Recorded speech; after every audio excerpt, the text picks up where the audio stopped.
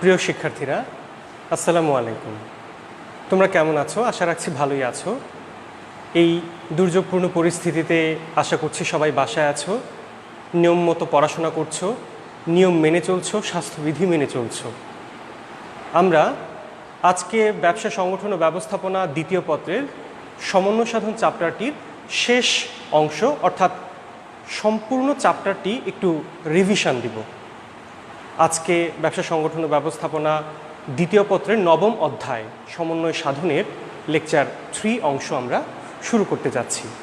শিক্ষার্থী বন্ধুরা, তোমাদেরকে আমরা যখন পড়িয়েছিলাম তখন কয়েকটা টপিক খুব ভালো মতো পড়িয়েছিলাম।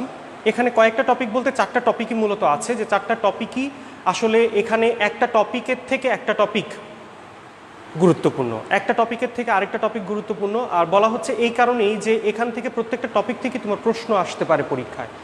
এখানে আছে গুরুত্ব, আছে ধারণা, আছে নীতিমালা, আর আছে পূর্ব শর্ত। তবে বেশিরভাগ ক্ষেত্রে তোমার সৃজনশীল প্রশ্নের জন্যে যে দুইটা টপিক থেকে সৃজনশীল কোশ্চেন অবশ্যই হবে তা হচ্ছে সমন্বয় সাধনের নীতিমালা, আরেকটা হচ্ছে সমন্বয় সাধনের অর্থাৎ কার্যকর সমন্বয়ের পূর্ব শর্ত। শিক্ষার্থীরা, তোমরা সমন্বয় সাধনের ধারণাতে আগেই জেনেছো যে সমন্বয় সাধন কি। একটা জ্ঞানমূলক কোশ্চেন আসতে পারে যে প্রাতিষ্ঠানিক লক্ষ্য অর্জনের নিমিত্তে প্রতিষ্ঠানে নিয়োজিত ব্যক্তি, বিভাগ ও উপবিভাগের প্রচেষ্টাবলীকে এক সূত্রে গ্রথিত, সংযুক্ত ও সুসংহত করার প্রক্রিয়াটাই ছিল কি? সমন্বয় সাধন। আবারও বলছি আমি, প্রাতিষ্ঠানিক লক্ষ্য অর্জনের নিমিত্তে প্রতিষ্ঠানে নিয়োজিত ব্যক্তি, বিভিন্ন বিভাগ উপবিভাগের প্রচেষ্টাবলীকে একটি সূত্রে বা এক সূত্রে গ্রথিত, সংযুক্ত ও সুসংহত করার যে প্রক্রিয়া সেটাই হচ্ছে সমন্বয় সাধন। অর্থাৎ সমন্বয় সাধনের ধারণা থেকে তোমার কোশ্চেন আসার মতো সেটি হচ্ছে সমন্বয় সাধন কি বা সমন্বয় কি। আর এখান থেকে 2 নম্বর অর্থাৎ অনুধাবন কোশ্চেন আসতে পারে সমন্বয় সাধন বলতে কি বুঝো। উদাহরণ হিসেবে যদি আবারও বলি, আমরা বলেছিলাম প্রথম দিন যে সমন্বয় সাধন ক্লাসের প্রথম দিন বলেছিলাম, যদি একটা গার্মেন্টস ফ্যাক্টরিতে অনেকগুলো বিভাগ অবশ্যই থাকে, তোমরা জানো, যেমন সেখানে একটা ক্রয় বিভাগ থাকে, একটা বিক্রয় বিভাগ থাকে, একটা প্যাকেজিং বিভাগ থাকে, পরিবহন বিভাগ থাকে, বিভিন্ন বিভাগ থাকতে পারে। এই প্রত্যেকটা বিভাগের একটার সাথে আরেকটার সংযোগ যে ঘটানো হয়, সংযোগ ঘটানোটাই হচ্ছে সমন্বয় সাধন। অর্থাৎ ক্রয় বিভাগের সাথে বিক্রয় বিভাগের একটা সম্পর্ক থাকতে হবে, খুব ভালো মানের সম্পর্ক থাকতে হবে। উৎপাদন বিভাগের সাথে বিক্রয় বিভাগের প্রত্যেকটা, মোট কথা এক কথায় বলা যদি যায়, প্রত্যেকটি বিভাগের মধ্যে যে সুসম্পর্ক বিরাজ করে সেটাই হচ্ছে সমন্বয় সাধন। আর একটা কোম্পানির জন্যে সঠিক সমন্বয় সাধন অর্থাৎ সুষ্ঠু সমন্বয় সাধন যদি না থাকে, তাহলে প্রতিষ্ঠান কখনোই তার কাঙ্ক্ষিত লক্ষ্যে পৌঁছতে পারবে না।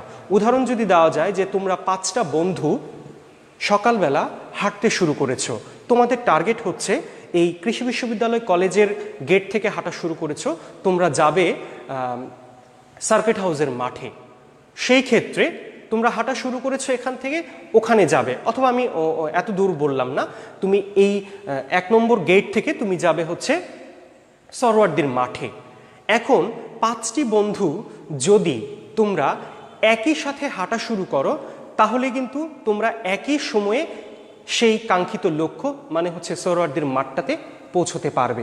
তার মানে এখানে কিন্তু প্রত্যেকের সাথে প্রত্যেকের একটি সংযোগ ঘটছে।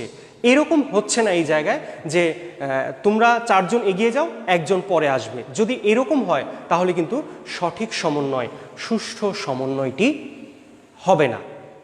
অর্থাৎ সঠিক সমন্বয়ের জন্য প্রত্যেকটা প্রতিষ্ঠানে নিয়োজিত প্রত্যেকটা ব্যক্তি, বিভাগ, উপবিভাগের প্রচেষ্টাবলীকে এক সূত্রে গ্রথিত, সংযুক্ত ও সুসংহত করার যে পদ্ধতি বা যে প্রক্রিয়া বা যে প্রসেস, সেটাই হচ্ছে সমন্বয় সাধন। আমরা পড়েছিলাম সমন্বয় সাধনের নীতিমালা। প্রত্যেকটা জিনিসেরই একটা করে নিয়ম নীতি থাকে, অর্থাৎ সমন্বয় সাধন ঘটবে কিন্তু সেখানে কোনো নিয়ম কানুন থাকবে না, তা কিন্তু হবে না। একটা নির্দিষ্ট নিয়মকানুন মেনে চলতে হবে, কতিপয় নিয়মকানুন মেনে চলতে হবে। যদি নীতিমালা বা নিয়মকানুন মেনে চলা হয় তবেই সমন্বয় সাধন ভালো মতো সম্পন্ন হবে, প্রতিষ্ঠানের যে কাঙ্ক্ষিত লক্ষ্য সেই লক্ষ্যে খুব দ্রুতই পৌঁছানো যাবে। আমরা এখানে লিখেই রেখেছি আগে থেকেই যে সমন্বয় সাধনের নীতি বা আদর্শ। শিক্ষার্থীরা খেয়াল করো, সমন্বয় সাধনের নীতি বা আদর্শের ক্ষেত্রে প্রথম যে নীতিটা সেটা হচ্ছে লক্ষ্যের বা উদ্দেশ্যের ঐক্যনীতি। খেয়াল করো, লক্ষ্যের বা উদ্দেশ্যের ঐক্যনীতি। তোমরা যদি খেয়াল করো তাহলে বুঝতে পারবে লক্ষ্য উদ্দেশ্যের ঐক্যনীতি তার মানে হচ্ছে কি, পরিকল্পনার অভিপ্রেত ফলকে লক্ষ্য বলে। এখন কথা হচ্ছে যে আমাদের কি লক্ষ্য বা উদ্দেশ্যটা কি, সেই অনুযায়ী কিন্তু আমার মূলত সমন্বয় সাধনটি হতে হবে।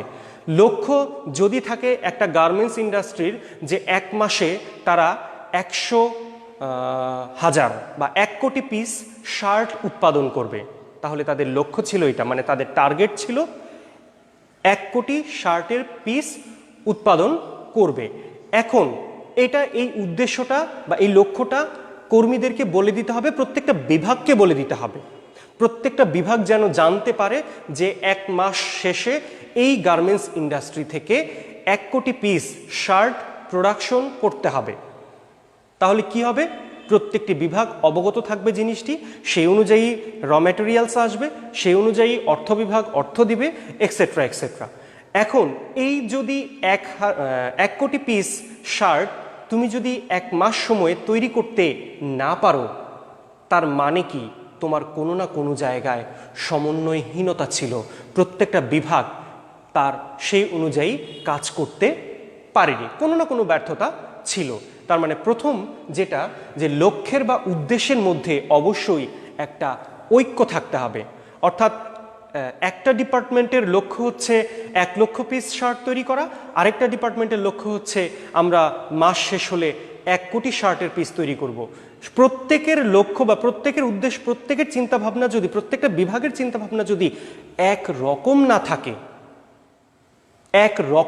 না থাকে, তাহলে কি হবে, সেই যে কাঙ্ক্ষিত লক্ষ্য 1 কোটি শার্টের পিস উৎপাদন করা, সেটা কিন্তু কখনোই সম্ভব হবে না। তার মানে লক্ষ্যের বা উদ্দেশ্যের মধ্যে অবশ্যই একটা ঐক্য থাকতে হবে।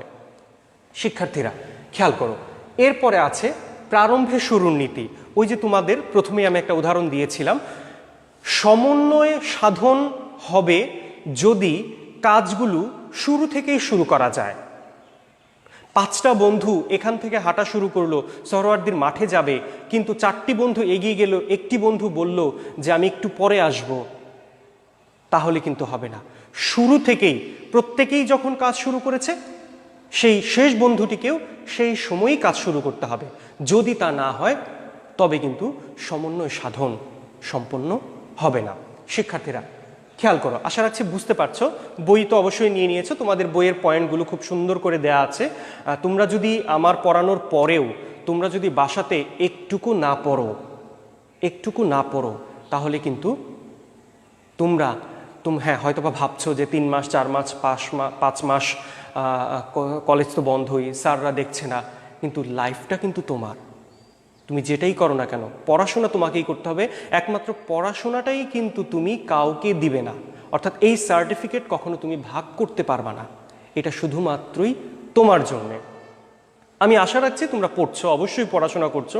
কলেজ খোলার সাথে সাথেই পরীক্ষা হবে, তখন তোমরা আবার আরও সিরিয়াস হবে, কিন্তু একটু হলেও টুকটাক করে হলেও তোমাদের পড়াশোনাটা কিন্তু এগিয়ে যেতে হবে।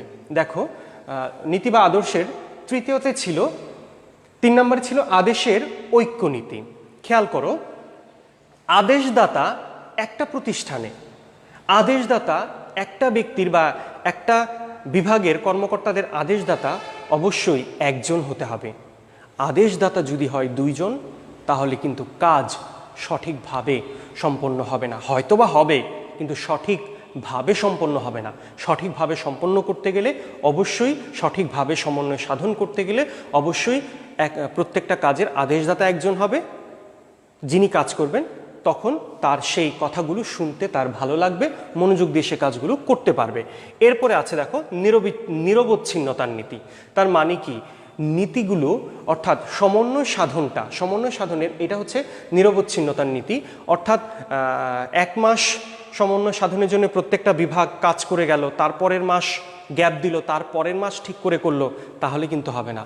প্রত্যেকটা বিভাগ প্রত্যেকটা সময় বিরামহীনভাবে বিরতিহীনভাবে তাদের কাজগুলো সম্পন্ন করতে হবে।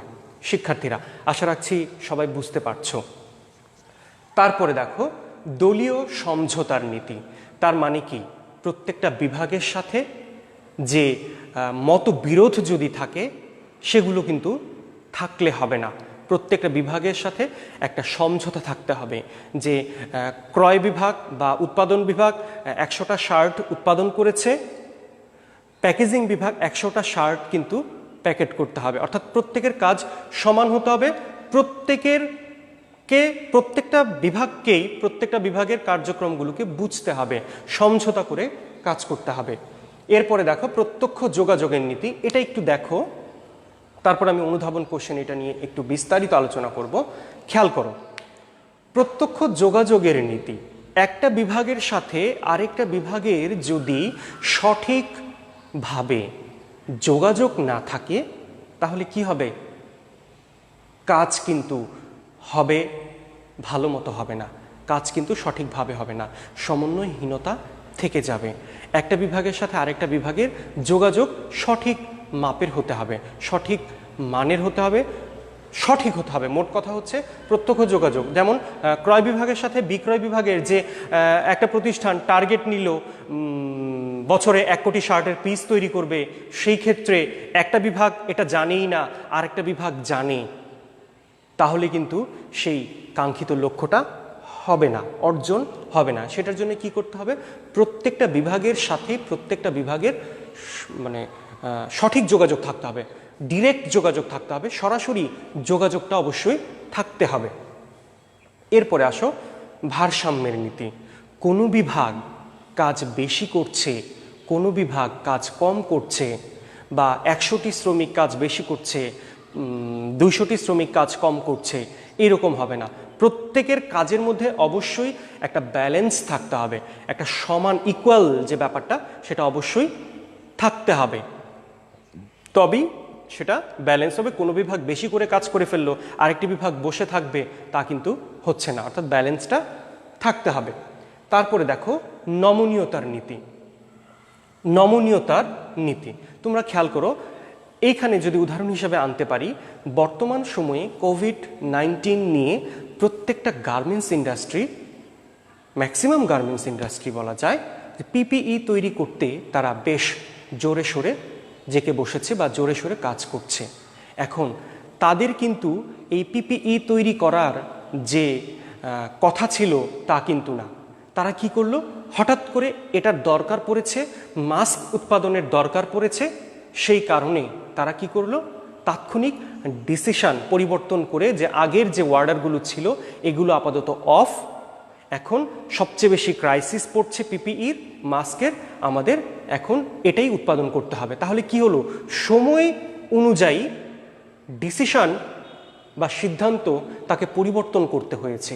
এই যে পরিবর্তন করার ক্ষমতা, পরিবর্তন করার ক্ষমতা, এটাই হচ্ছে নমনীয়তা। মানে পরিবর্তন করলো, ফ্লেক্সিবিলিটি, এটাকে বলা হয় ফ্লেক্সিবিলিটি। অর্থাৎ যখন যে সময়ে যে পরিস্থিতিতে যেটা করা দরকার সেটাই হচ্ছে, বা সেই পদ্ধতি অ্যাপ্লাই করলো, সেটাই হচ্ছে নমনীয়তার নীতি। এরপরে দেখো অনানুষ্ঠানিক সম্পর্কের নীতি। এখানে একটু খেয়াল করো, অনানুষ্ঠানিক, আনুষ্ঠানিক হচ্ছে আনুষ্ঠানিকতা বা ফর্মালিটিস যেটা, আর অনানুষ্ঠানিক বলতে কোনো ফর্মালিটিস নেই, সরাসরি। অর্থাৎ উৎপাদন বিভাগের, খেয়াল করো শিক্ষার্থীরা, উৎপাদন বিভাগের কোনো একটা কার্যক্রমে একটা মেশিন নষ্ট হয়ে গিয়েছে। এখন সেই ক্ষেত্রে কি করতে হবে? উৎপাদন বিভাগের কাজ হচ্ছে, তার ঊর্ধ্বতন কর্মকর্তা আছেন, ঊর্ধ্বতন কর্মকর্তা তার ঊর্ধ্বতন কর্মকর্তার সাথে যোগাযোগ করে বিভিন্ন ধরনের ব্যবস্থা গ্রহণ করবে। এটা যদি হয় তাহলে কিন্তু সমন্বয় সাধন ঘটবে না। সেটার জন্য কি করতে হবে? তাৎক্ষণিকভাবে উৎপাদন বিভাগের মেশিন নষ্ট হয়ে গিয়েছে, এটার জন্যে তারা নিজেদের মধ্যে একটা সিদ্ধান্ত নিয়ে মেকারের সাথে যোগাযোগ করে মেশিন ঠিক করে যত দ্রুত সম্ভব রিপ্লেস করে আবার প্রোডাকশন শুরু করে দিতে হবে। প্রোডাকশন যদি শুরু না করে, যদি উৎপাদন বিভাগ চিন্তা করে যে এটা তো আমাদের কাজ না, আমরা যথাযথ কর্তৃপক্ষের মাধ্যমে আবেদন করব, জানাবো, তারপর তারা যে ডিসিশন নেয় তারপরে মেশিন প্রতিস্থাপন হবে, সেটা একটা সময়ের ব্যাপার, একটা লম্বা সময়ের ব্যাপার। সেই লম্বা সময়টা যদি গার্মেন্টস ইন্ডাস্ট্রিগুলো বা প্রোডাকশন যদি বন্ধ থাকে তাহলে অবশ্যই সমন্বয়হীনতা ঘটবে। তার মানে বলা হচ্ছে যে অনানুষ্ঠানিক সম্পর্কের নীতিটা অবশ্যই কোনো ধরনের আনুষ্ঠানিকতা ছাড়াই যে নীতিটা, সেটাই হচ্ছে অনানুষ্ঠানিক সম্পর্কের নীতি। একটা বিভাগের সাথে আরেকটা বিভাগের সেই সম্পর্কটা অবশ্যই থাকতে হবে। উৎপাদন বিভাগে সমস্যা হয়েছে, তাদের সমস্যাটা তারা সরাসরি একজন মেকারের সাথে কথা বলে সেই মেশিনটা ঠিক করে নিতে পারবে। তাহলে তাদের সমন্বয়হীনভাবে আর কাজ হবে না, যথাযথভাবে তাদের কাজগুলো যত দ্রুতটা সম্ভব কাজগুলো সম্পন্ন করতে পারবে। এরপরে দেখো সুসংহতকরণের নীতি। এটার মানে হচ্ছে সবগুলিকে, অর্থাৎ প্রত্যেকটা বিভাগে প্রত্যেকটা কাজগুলোকে একত্রিত করা, সেটাই হচ্ছে সুসংহতকরণের নীতি। আগেই বলেছিলাম সংজ্ঞার ক্ষেত্রে যে প্রাতিষ্ঠানিক লক্ষ্য অর্জনের নিমিত্তে প্রতিষ্ঠানে নিয়োজিত বিভিন্ন ব্যক্তি, বিভাগ ও উপবিভাগের প্রচেষ্টাবলীকে এক সূত্রে গ্রথিত, সংযুক্ত ও সুসংহত করার প্রক্রিয়াটাই কি ছিল? সমন্বয় সাধন।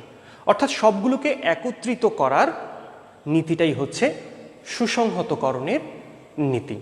শিক্ষার্থীরা, নীতিমালা নিয়ে আমি মোটামুটি আবারও রিভাইজ দিলাম, নীতিমালা নিয়ে আলোচনা করলাম। নীতিমালার পরে তোমাদের পাঠ্যপুস্তকের টপিকটা হচ্ছে গুরুত্ব, সমন্বয় সাধনের গুরুত্ব। অর্থাৎ একটা প্রতিষ্ঠানে সমন্বয় সাধন কেন প্রয়োজন, কেন দরকার, উদ্দেশ্যটা কি। সেই ক্ষেত্রে তুমি খেয়াল করো যে আমার প্রতিষ্ঠানের জন্য, বা সেটা অবশ্যই আমি আমার বলছি এই কারণেই যে আমরা যখন পড়ব তখন আমাদের মধ্যে অবশ্যই এই চিন্তাটা থাকতে হবে যে আমি যে পড়াশোনা করছি, অর্থাৎ সমন্বয় সাধন পড়ছি, কেন পড়ছি? কোম্পানিটা আমার, প্রতিষ্ঠানটা আমার, আমার প্রতিষ্ঠানের লাভ লস কীভাবে হবে সেটার চিন্তা আমাকে করতে হবে। এই থিঙ্ক নিয়ে, অর্থাৎ এই চিন্তা নিয়ে তুমি যদি পড়াশোনাটা করো, প্রত্যেকটা চ্যাপ্টার বোঝার চেষ্টা করো, তাহলে তোমার কাছে মনে হবে প্রত্যেকটা চ্যাপ্টারই সহজ। অর্থাৎ তুমি সমন্বয় সাধন করছো, কার করছো? তোমার প্রতিষ্ঠানের করছো। তাহলেই দেখবে প্রত্যেকটা টপিক বুঝতে তোমার খুব সহজ হবে। সমন্বয় সাধনের গুরুত্ব শুরু করেছি। সমন্বয় সাধনের গুরুত্বের মধ্যে প্রথম টপিক ছিল, আমি পড়িয়েছিলাম বিনিয়োগ বৃদ্ধি। অর্থাৎ প্রতিষ্ঠানের প্রোডাকশন বা প্রতিষ্ঠানের ইনভেস্ট বাড়ানোর জন্যে সমন্বয় সাধন গুরুত্বপূর্ণ। প্রতিষ্ঠানের উৎপাদন অর্থাৎ প্রোডাকশন বাড়ানোর জন্যে সমন্বয় সাধন প্রয়োজনীয় বা গুরুত্বপূর্ণ। প্রতিষ্ঠানের মূলধন বাড়ানোর জন্য সমন্বয় সাধন গুরুত্বপূর্ণ, মুনাফা বৃদ্ধির জন্য সমন্বয় সাধন গুরুত্বপূর্ণ, আয় বৃদ্ধির জন্যে, সম্পদ বৃদ্ধির জন্যে, সম্পদের সুষ্ঠু ব্যবহার বাড়ানোর জন্যে, সঞ্চয়ের পরিমাণ বাড়ানোর জন্যে, জীবনযাত্রার মান উন্নয়নের জন্যে, কর্মসংস্থানের সুযোগ সৃষ্টি, রাজস্ব বৃদ্ধি ইত্যাদি ইত্যাদি। এই প্রত্যেকটি জিনিসের জন্যেই তোমার সমন্বয় সাধন একটা প্রতিষ্ঠানের জন্যে অবশ্যই গুরুত্বপূর্ণ। আর যদি তোমার প্রতিষ্ঠানে এই কাজগুলো যথাযথভাবে সম্পন্ন হয় তাহলে কিন্তু তোমার যে কাঙ্ক্ষিত লক্ষ্য, অর্থাৎ তোমার প্রতিষ্ঠান কাঙ্ক্ষিত লক্ষ্য কি থাকে? ব্যবসায়ের মুখ্য উদ্দেশ্যই কিন্তু মুনাফা অর্জন। কাঙ্ক্ষিত লক্ষ্য মানে সেই মুনাফার কাঙ্ক্ষিত লক্ষ্যে তুমি পৌঁছতে পারবে। দিন দিন তোমার ব্যবসায় সাফল্য উত্তরোত্তর বৃদ্ধি পাবে। এই হচ্ছে সমন্বয় সাধনের গুরুত্ব। পরের যে টপিক সেটা হচ্ছে কার্যকর সমন্বয় সাধনের, অর্থাৎ সমন্বয় সাধনটা সঠিকভাবে হবে এটার জন্যে কিছু প্রিকন্ডিশন আছে, কিছু পূর্ব শর্ত আছে। শর্তগুলো কি একটু আলোচনা করে নিই। ইতিমধ্যেই আমি আলোচনা করেছি গত ক্লাসে, আশা করছি তোমরা পড়েছো বাসায়। তারপরেও এই চ্যাপ্টারের শেষ দিন আজকে, এই কারণে আমি আরও একবার তোমাদের সুবিধার জন্য, যারা এই ক্লাস হয়তোবা দুটো ক্লাসের একটি ক্লাস করো নাই, তাদের জন্য আবারও এই যেন সুযোগটা তোমরা পাচ্ছ। আর এটাই হচ্ছে যে অনলাইন ক্লাসগুলো অবশ্যই তোমরা যদি মনোযোগ দিয়ে না করো, হ্যাঁ তোমরা ভাবছো যে স্যাররা বা ম্যাডামরা তো আমাদের দেখতে পাচ্ছে না, কিন্তু খেয়াল করো পড়াশোনাটা কিন্তু তোমার জন্যে। পড়াশোনাটা কিন্তু তোমার জন্যে। তোমার হাতে ফোন অবশ্যই আছে, কিন্তু তুমি ক্লাসগুলো করছো না, কিন্তু উচিত তোমার ক্লাসগুলো করা। এর কারণটা হচ্ছে তোমার লাইফটাকে তোমাকেই গুছাতে হবে। হয়তো এই পরিস্থিতি আর 1 মাস 1.5 মাস বা 15-20 দিন যেটাই হোক না কেন, একটা সময় স্বাভাবিক হবে। তুমি যে গ্যাপটা দিচ্ছ, এই গ্যাপটা কিন্তু তুমি আর কাভার করতে পারবে না। যদি পড়াশোনার সাথে একটু একটু করেও পড়াশোনার সাথে যদি থাকো, তাহলে তুমি কিন্তু পুরো সময়টাকেই একটু একটু হলেও কাভার করতে পারবে। খেয়াল করো শিক্ষার্থীরা, কার্যকর সমন্বয়ের পূর্ব শর্ত, অর্থাৎ সমন্বয় কার্যকর হবে, সমন্বয় সাধন সঠিকভাবে হবে, সেটার জন্যে কি করতে হবে? কিছু প্রি কন্ডিশন আছে।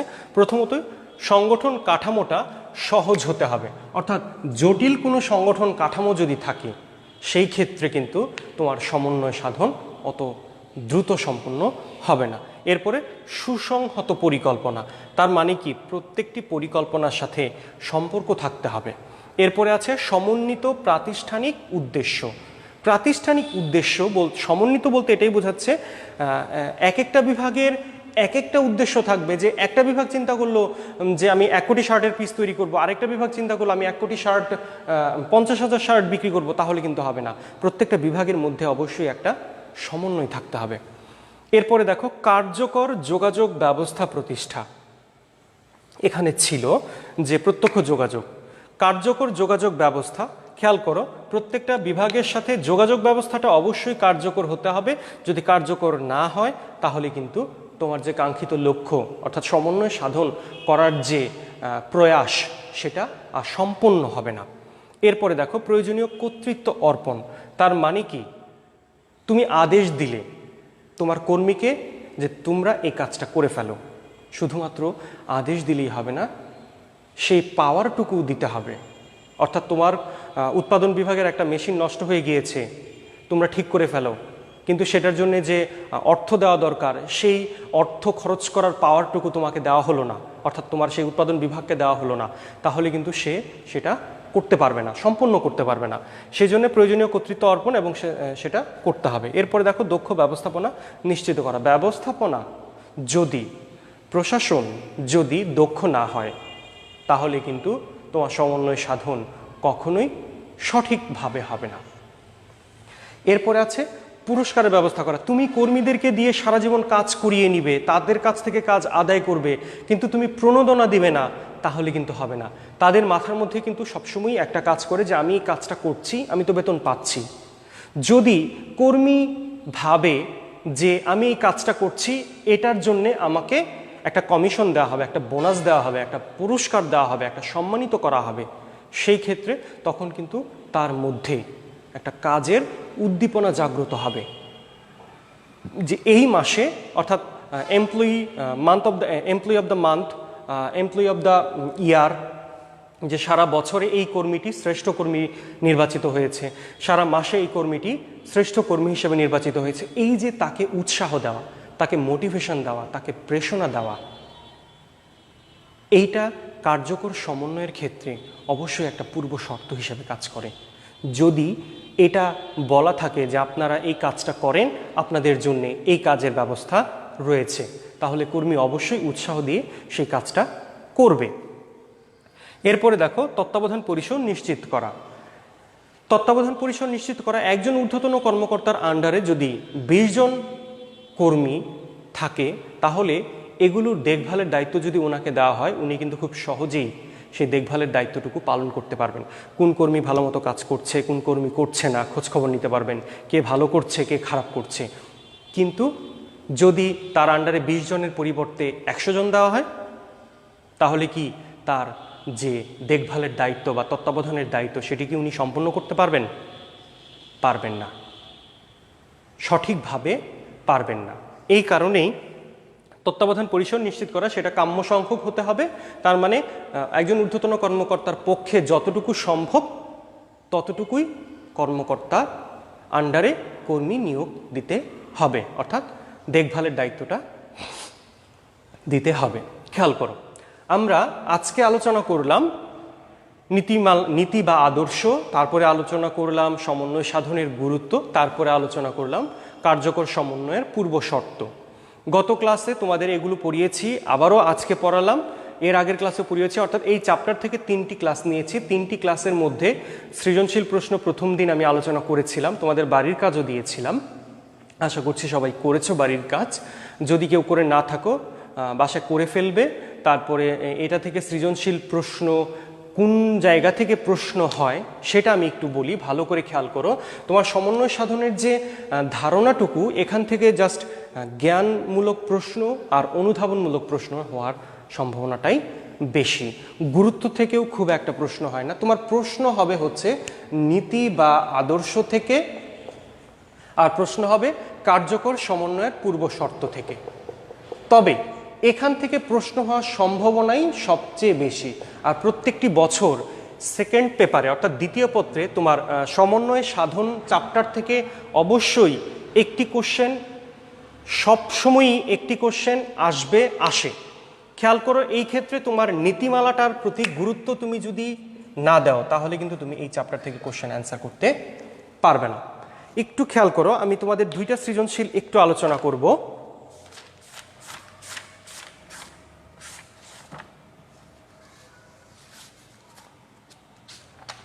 দেখো, একটা হচ্ছে ঢাকা বোর্ড তখন 2018 সালে ঢাকা, দিনাজপুর ও সিলেট বোর্ডের পরীক্ষার্থীদের জন্য প্রশ্নটা ছিল। 2018 সালে সম্মিলিতভাবে এই 5টি বোর্ডের প্রশ্ন একই রকম হয়েছিল। খেয়াল করো, প্রশ্নটা হচ্ছে ঢাকা বোর্ড 2018, আমি একটু লিখে রাখছি।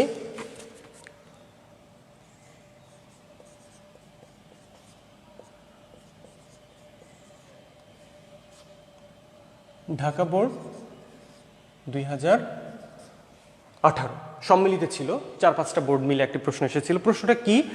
এটার হচ্ছে 10 নং প্রশ্ন, 10 নম্বর প্রশ্ন,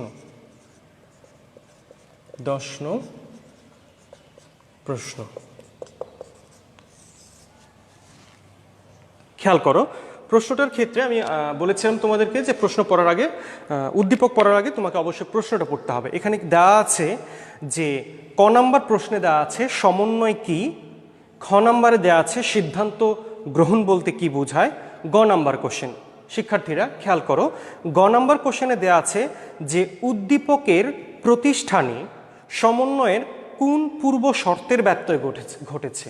সমন্বয়ের কোন পূর্ব শর্ত, খেয়াল করো, এখান থেকে পূর্ব শর্ত থেকে প্রশ্নটা এসেছে। 4 নম্বর কোশ্চেনে দেওয়া আছে যে সমন্বয়ের নীতিমালার আলোকে উদ্দীপকে প্রতিষ্ঠানের সমস্যা বিশ্লেষণ করো। তার মানে এখান থেকে নীতি। একটা প্রশ্নে তোমার কার্যকর সমন্বয়ের পূর্ব শর্ত, আবার একই প্রশ্নে এখানে আছে তোমার গ নাম্বার কোশ্চেন, এখানে আছে ঘ নাম্বার কোশ্চেন। খেয়াল করো, প্রশ্নটা হচ্ছে ঢাকা বোর্ড 2018 10 নং প্রশ্ন। গ নাম্বারে হচ্ছে পূর্ব শর্ত আর ঘ নাম্বারে হচ্ছে নীতি। উদ্দীপকটা একটু মনোযোগ দিয়ে শোনো, পেজ নাম্বার হচ্ছে 540। দেখো, রূপা সিরামিক্স বছরের শুরুতেই উৎপাদন ও বিক্রয় লক্ষ্যমাত্রা নির্ধারণ করে। রূপা সিরামিক্স বছরের শুরুতেই উৎপাদন ও বিক্রয় লক্ষ্যমাত্রা নির্ধারণ করে। 2017 সালের তাদের লক্ষ্যমাত্রা ছিল 10 লক্ষ ইউনিট। কত ছিল? 10, তাদের কত ছিল? 10 লক্ষ ইউনিট। খেয়াল করো, 10 লক্ষ ইউনিট। এরপরে প্রথমটাতে ছিল 10 লক্ষ। 17 সালে জুন মাসে, অর্থাৎ 17 সালে তাদের টার্গেট ছিল 10 লক্ষ ইউনিট। জুন মাসে দেখা যায় উৎপাদন বিভাগ 5 লক্ষ ইউনিট তৈরি করতে পেরেছে। 10 টার্গেট ছিল, 10 করেছে কত? 5। তার মানে এখানে 5 যদি বাদ দিই, 5 পেরেছে আর 5 লক্ষ পারেনি। উৎপাদন বিভাগ 5 লক্ষ ইউনিট উৎপাদন করলেও বিক্রয় বিভাগ পণ্য বিক্রয় করেছে 3,50,000 ইউনিট বিক্রয় করেছে বিক্রয় বিভাগ। উৎপাদন বিভাগের টার্গেট ছিল 10 লক্ষ ইউনিট তৈরি করা, কিন্তু জুন মাসে গিয়ে দেখলো তারা উৎপাদন করেছে 5 লক্ষ ইউনিট। এর মধ্যে বিক্রয় করেছে 3,50,000। খেয়াল করো, তদন্ত করে জানা যায় বিক্রয় বিভাগের কর্মীরা লক্ষ্যমাত্রা সম্পর্কে ওয়াকিবহাল ছিল না। তদন্ত করে জানা যায় যে বিক্রয় বিভাগের কর্মীরা লক্ষ্যমাত্রা কত ছিল? 10 লক্ষ। বিক্রয় বিভাগের কর্মীরা, তদন্ত করে জানা গেল বিক্রয় বিভাগের কর্মীরা 10 লক্ষ, বিক্রয় বিভাগের কর্মীরা লক্ষ্যমাত্রা সম্পর্কে জানতো না, ওয়াকিবহাল ছিল না। এছাড়া বিক্রয় বিভাগে অভিজ্ঞ লোকের সংকট ছিল। বিষয়টি নিয়ে রূপা সিরামিক্সের ঊর্ধ্বতন কর্তৃপক্ষ চিন্তিত। প্রশ্ন ছিল গ নাম্বারে যে গ নাম্বারের প্রশ্ন ছিল উদ্দীপকের প্রতিষ্ঠানের সমন্বয়ের কোন পূর্ব শর্তের ব্যত্যয় ঘটেছে। খেয়াল করো, বিক্রয় বিভাগ যেহেতু জানতো না, ওয়াকিবহাল ছিল না, সেক্ষেত্রে কি হবে দেখো, কার্যকর যোগাযোগ ব্যবস্থা যেটা থাকা দরকার সেই জিনিসটা তাদের মধ্যে ছিল না। সঠিক যোগাযোগ বা সুষ্ঠু যোগাযোগের অভাব ছিল, বিধায় কিন্তু তারা তাদের যে টার্গেট সেটা কিন্তু ফিল আপ করতে পারলো না। 4 নম্বর কোশ্চেনে দেওয়া আছে সমন্বয়ের নীতিমালার আলোকে উদ্দীপকের প্রতিষ্ঠানের সমস্যা বিশ্লেষণ করো। তারা দেখো, রূপা সিরামিক্স বছরের শুরুতে উৎপাদন ও বিক্রয় লক্ষ্যমাত্রা নির্ধারণ করে। 2017 সালে তাদের লক্ষ্যমাত্রা ছিল 10 লক্ষ ইউনিট, জুন মাসে দেখা যায়। এখন তারা দেখলো কবে, পর্যবেক্ষণ করতে গেল কবে? জুন মাসে, বছরের শুরুতে কিন্তু তারা যায়নি। তাহলে কোন নীতিটির ব্যত্যয় ঘটেছে? দেখো এখানে 2 নম্বর নীতি, অর্থাৎ প্রারম্ভে শুরুর যে নীতিটা ছিল সেই নীতিটার ব্যত্যয় তাদের ঘটেছে, অর্থাৎ তারা শুরুতে যে শুরু করা দরকার সেটা করতে পারেনি বা করেনি। খেয়াল করো শিক্ষার্থীরা, আরেকটি প্রশ্ন, সম্মিলিত বোর্ড 2018, এটাও 18, তবে চট্টগ্রাম, যশোর, কুমিল্লা বোর্ড। চট্টগ্রাম, যশোর, কুমিল্লা বোর্ড। খেয়াল করো, হ্যাঁ, চট্টগ্রাম, যশোর, কুমিল্লা বোর্ড 2018। প্রশ্ন হচ্ছে 9 নং প্রশ্ন।